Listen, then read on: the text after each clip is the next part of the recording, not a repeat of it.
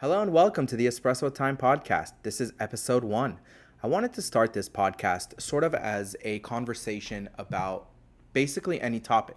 Anything you want to know, anything you want to talk about, anything you want to ask me, any subject, one way or another. I don't lean in any particular direction. I'm non biased, I'm super centered, and I just want to talk. I want to talk about things that interest me, things that interest you, and just basically have a conversation.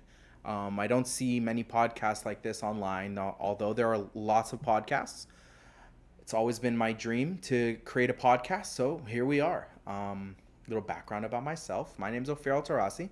I'm the host of this podcast. I'm 33 years old, originally born in Israel, now living in South Florida. So, to start things off in chronological order, growing up as a child in Israel was super fun. It's very different from how things are here in America. It's very free. As a kid, I remember 6 or 7 years old, we just ride our bikes in the sand dunes or down to a friend's house or to the park behind grandma's house, and it was a lot of fun. It was very different from here, where everyone's super safety concerned, obviously for good reasons. But growing up as a kid in the mid '90s was awesome, awesome. Everybody had an open door policy. You didn't have to ask anybody if you could come over. You could just knock on the door. Actually, you didn't even have to knock. Just open the door. You never have to ask. You just go. You go where your friends are. If they're not home, their parents will tell you, hey, they're not home. Come back in an hour. All right, great, cool. That was it. I didn't spend much time as a child in Israel. My family moved here in 1997. We have a kosher Israeli style restaurant that we operate here in South Florida. That's my current day job. I manage their restaurants right now and podcaster by night, hoping to make this a more permanent thing. I went to elementary school, middle school, and high school here in the United States. It was quite difficult for me in the beginning, obviously, not speaking the language. I'm sure you can imagine. And I had a translator with me most of the time in the first grade until I could pick things up on my own. That was quite interesting. And yeah, basically, first, second, and third grade, I did in a public school. Then fourth grade till I graduated high school, my parents put me in a Hebrew day school. It's like a private school. We learn the usual mathematics, English, history, just throw in some Israel history studies and some Jewish culture things mixed in with that as well. With some other religions, we obviously learned Greek mythology and Christianity, but it was more heavily focused on Judaism as it was a Jewish day school. I have albinism. Not sure if you can tell. Albinism is a condition that prohibits your body from creating a chemical called melanin. Melanin is what helps your body to create its color in your hair, skin, and eyes. So as you can see, I have blue eyes. No, people with albinism do not have red eyes like you've heard in or you've seen in other movies like The Da Vinci Code or Me, Myself, and Irene. That's simply not true. Um, Having albinism in high school was interesting. Kids are mean, so whatever. It is what it is. Being that I have albinism also comes with nystagmus. So if my eyes move around, sometimes I'm not looking at the camera. It's not because I'm, shy or anything like that. It's just because my eyes are moving and I can't really control where they go. Although I do see straight, I can't really control that aspect of it. So I'm doing my best to look, directly at you so that I'm not like looking down and talking to you. So yeah, that was that. After high school, I went to Broward Community College, now known as just BC, Broward College, and I studied hospitality management. Didn't really work out. I stayed for about 2 semesters. The professor told us, one day you're going to make as much money as I do. And I think it was making like 45, 50 grand at the time. And I'm like, dude, I work in a restaurant as a cashier. I make more money than you now. So that kind of solidified for me the time to drop out. I dropped out of college and then I went straight into work with my dad at the restaurant. Um, Restaurant life is great. I don't know if any of you work in restaurants. It's quite difficult. It's a lot of hours. It's hard work. But I love what I do. I like making people happy. I like seeing the smile on their face, when they eat good food. And yeah, I love giving good customer service. As time went on a little bit, I wanted to try some new things. Obviously, also I got into working with family. You butt heads. We're both very strong personalities. We both think that we're always right, and when your dad, who's your boss, is in business for 30 years and been super successful, it's hard to argue with his track record or his methods. Since, listen, he's done it. He's made a lot of money, so worked out. Um, at one point, I did leave the restaurant. I wanted to try something new. I went into retail with a friend of mine. We sold T-shirts at a mall, and after that, didn't really work out for me. My friend kind of lied and about the terms of our agreement and my employment with him, and so I went back to work at the restaurant. Stayed there for a couple years, and excuse me, stayed there to work for a couple years, and then I got kind of tired of the long hours, and so I wanted to try something new yet again. After that, I went to work for a software company where we sold point of sale software. Without trying to get into any specifics with names and stuff like that, I sold point of sale software. Excuse me, I sold point of sale software, and it was great. Honestly, I learned a lot doing in that sales role position. Although it was like an Israeli owned company, they were managed by a large American point of sale company. And so I learned a lot, man. I learned a lot. I learned how to actively listen. I learned how to sell. I learned how to close. But then I also learned the bad side of having a corporate job or a corporate sales job or a phone sales job at that. They count every minute that you're at work. They count if you're a minute late, if you're 5 minutes late, if you leave 5 minutes early. They count how many minutes you're on the phone. They listen in on your phone calls. They want you to come up with fake projections of what you think you're going to sell in the next room. I don't know, bro. I don't know.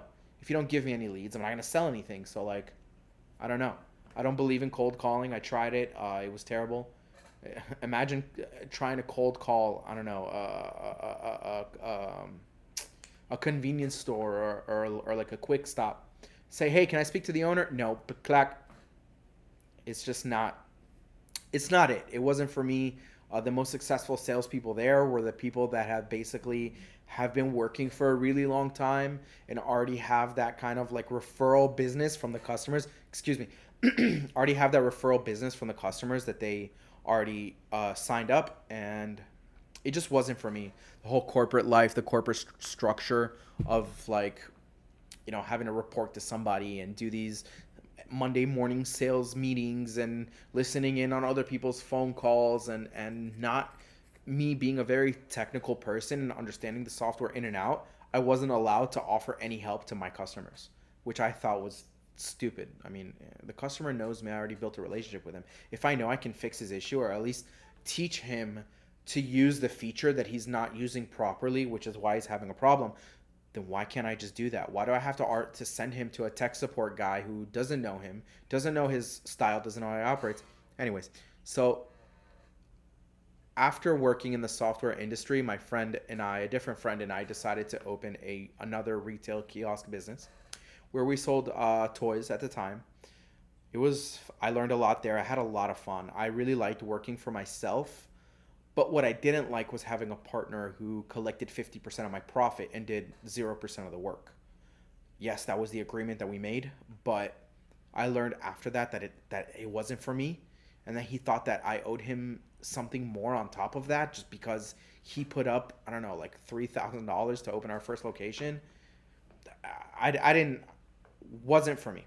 During that time, I developed some relationships with a couple suppliers, and I actually developed a really good relationship with one of our suppliers. I went to work for him after that kiosk closed because it was only a seasonal business. That kiosk closed down.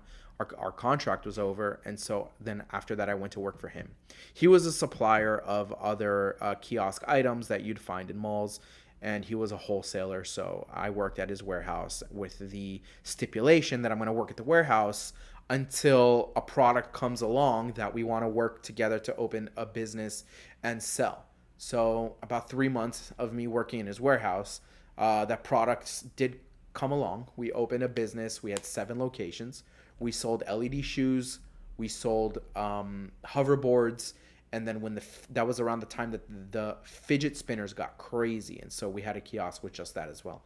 It was awesome, awesome, awesome, awesome experience. But then again, I had a partner who collected 50% of my profit for 0% of the work, which was again what I agreed to, but I was just super unhappy paying a salary to my partner who didn't work.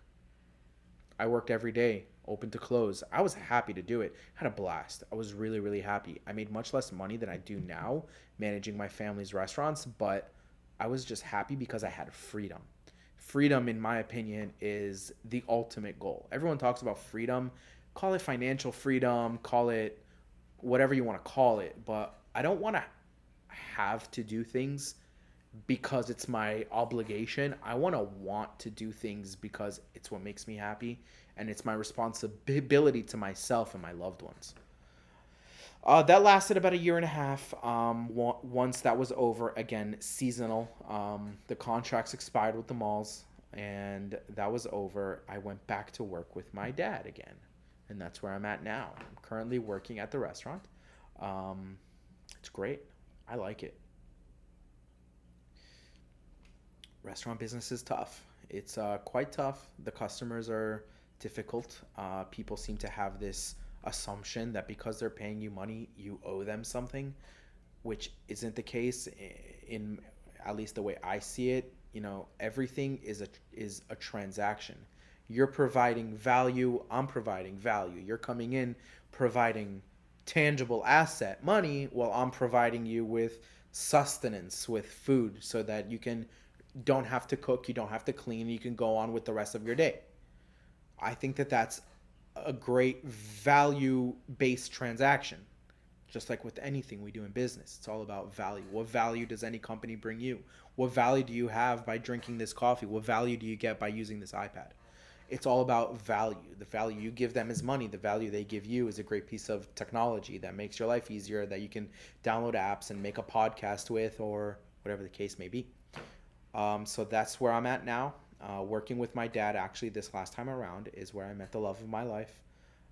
She came in asking for a job. She asked that we don't mention her name or show her on camera, and I'm going to respect her wishes.